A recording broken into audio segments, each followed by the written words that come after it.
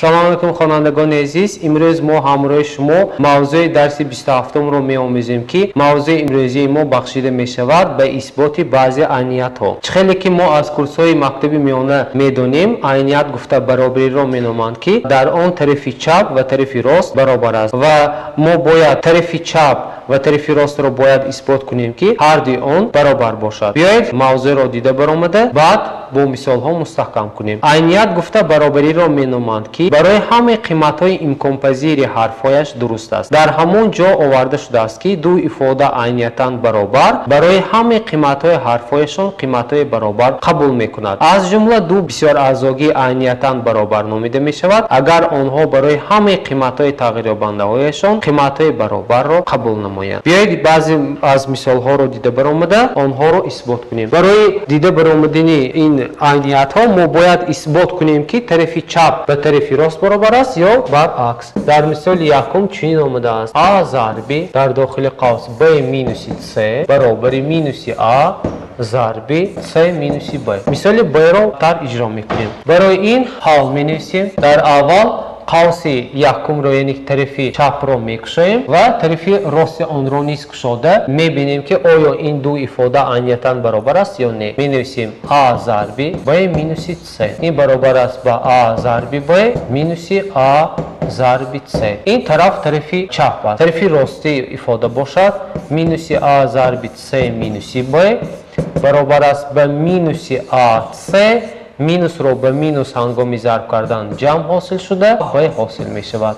جاهی جمع شونده ها را تغییر می دهیم و a b مینوس a c حاصل می شود که این جواب مثال یکم به حساب می رود. مثال b را نیز اجرا می کنیم. در شرط مثال b چنین آمده است. عینیت را اثبات کنید. x مینوس a ضرب y مینوس b ضرب z مینوس c برابر مینوس a مینوس x ضرب b مینوس y ضرب c مینوس z. برای اثبات کردن این عینیت ما میتوانیم طرف چپ برابر را به طرف راست تبدیل دهیم یا اینکه برعکس طرف راست برابری را به طرف چپ برابری برابر کنیم. خیلی که از ifade یکم برمیاد x مینوس a قریب به a مینوس x مانندی دارد. پس ما میتوانیم از اینجا از x مینوس a مینوس را از قوس براریم و در نتیجه a مینوس x را حاصل میکنیم. در ifade دوم یا اینکه در ضربشوندی دوم باشد y مینوس b داده شده است و با ما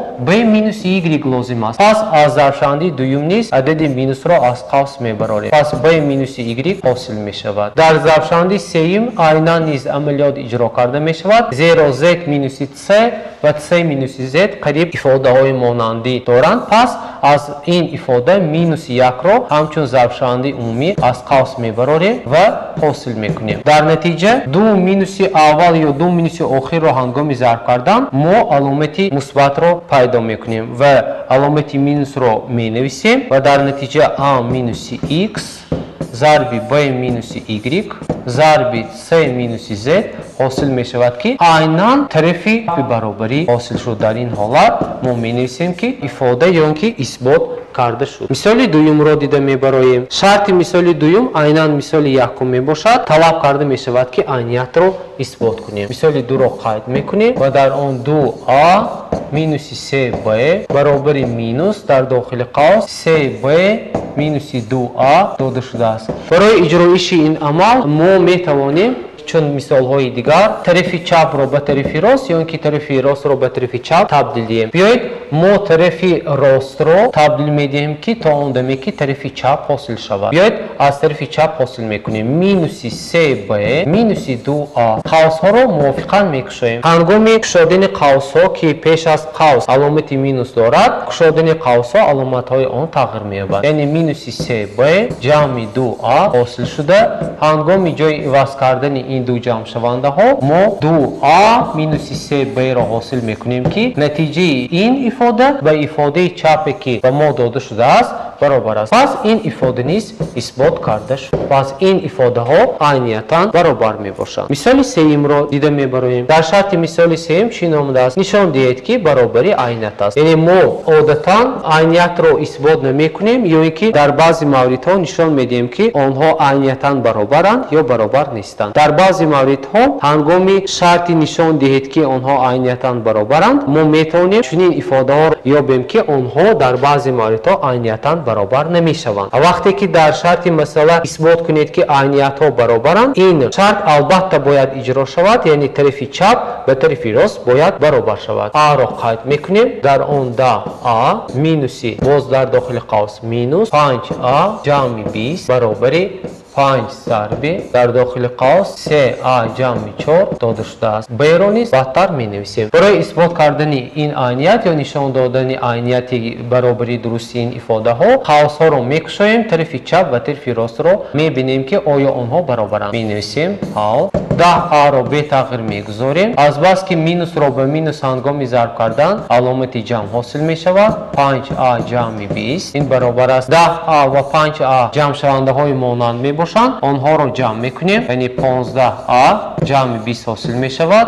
خیلی که از این ifade معلوم است. از دو این ifade داده شده 5 را همچون ضرب شونده از قوس میبریم و در نتیجه به ما 5 ضربی در داخل قوس 3a جمع 4 حاصل می شود که این ifade را ما باید دیده براییم که آیا این ifade عینیتاً برابر است. برابر است. پس می نویسیم که این ifade عینیتاً برابر می باشد. این قید کردن ممکن است یا درست است نوشتن ممکن است. مثال ب را دیده می براییم. در شرط مثال ب چنین آمده است 12y مینوس در داخل قوس 25 مینوس در داخل قوس دیگر 6y مینوس 11 دو قوس را میپشیم و نتیجه آن باید 18 ضرب y مینوس 2 را دهد. برای این اول قوس ها را میکشیم، جمع شونده های مانندی آنها را جمع و ترک میکنیم و میبینیم آیا ifade در طرف راست بوده حاصل میشود یا نه. برای این 12y را به تغییر مینویسیم 25 از قوس دوم مینوس را میکشیم، یعنی قوس ها را میکشیم مینوس 6y مینوس را به مینوس ضرب کنیم پلوس 11 حاصل می شود. آن برابر است به 12y مینوس 25 مینوس را با مینوس هنگام ضرب کردن به ما عددی جمع حاصل می شود 6y به پلوس 11 ضرب زدن مینوس 11 حاصل می شود که آن برابر است به 12y جمع 6y به ما 18y را می دهد مینوس 25 مینوس 11 به مینوس 36 برابر است. از این ifade ها 18 را همچون ضرب کننده عمومی از قوس میبریم برای آنکه 18 و 36 به عدد 18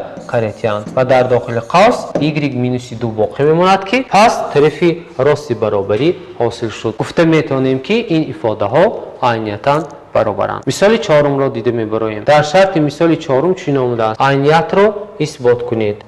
عینیت به نمودیم زیرین داده شده است مینوس a مینوس b ضرب a جمع b این برابر است به مینوس قوس a جمع b در درجه 2. برای اثبات کردن این عینیت الکی ما باید دانیم که دو طرف با هم برابر است. پس ما باید آن را اثبات کنیم که طرف چپ به طرف راست برابر است.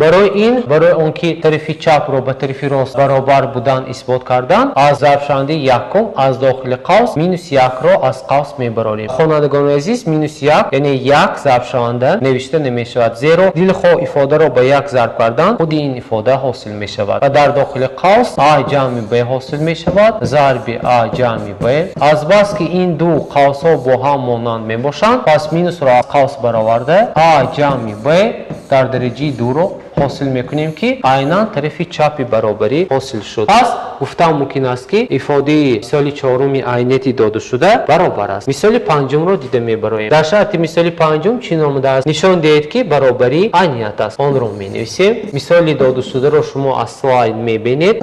x مینوس 3 ضرب x جمع 7 مینوس 13 این برابر است به x جمع 8 ضرب x مینوس 4 قوس رو میپشیم و مینوس 2. برای این عادتاً برای اثبات کردن عینیت یا نشان دادن ifade که آنها با هم برابرند ما طرف چپ و هم طرف راست رو میکشیم. پس قوس ها رو میکشیم و حاصل میکنیم x کвадрат جمع 7x минуси 3х минуси 21 ва минуси 13 ҳосил мешавад ки он баробар аст ба х квадрат. 7х минуси 3х ба мо ҷамъи 4х-ро медиҳад ва минуси 21 минуси 13 бошад онҳо низ ифодаҳои яхеланд. ҷавоби он ба минуси 34 баробар мешавад ки ин тарафи чапи ифода ба ҳисоб меравад. тарафи рости ифодаро низ табдил медиҳем. яъне менависем х ҷамъи 8 зарби х минуси 4 минуси 2. дар баъзе ҳолатҳо қайд кардан мумкин аст ки ин тараф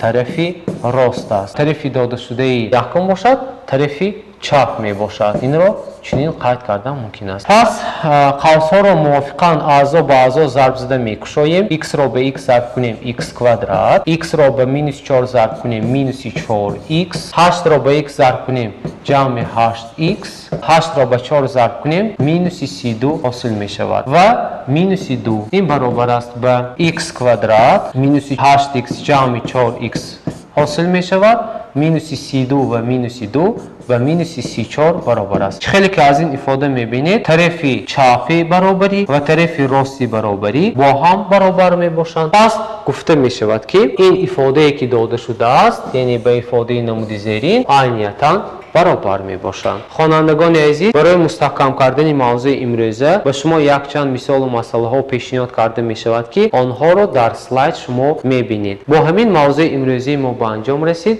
хайр то дарси оянда муваффақ бошед.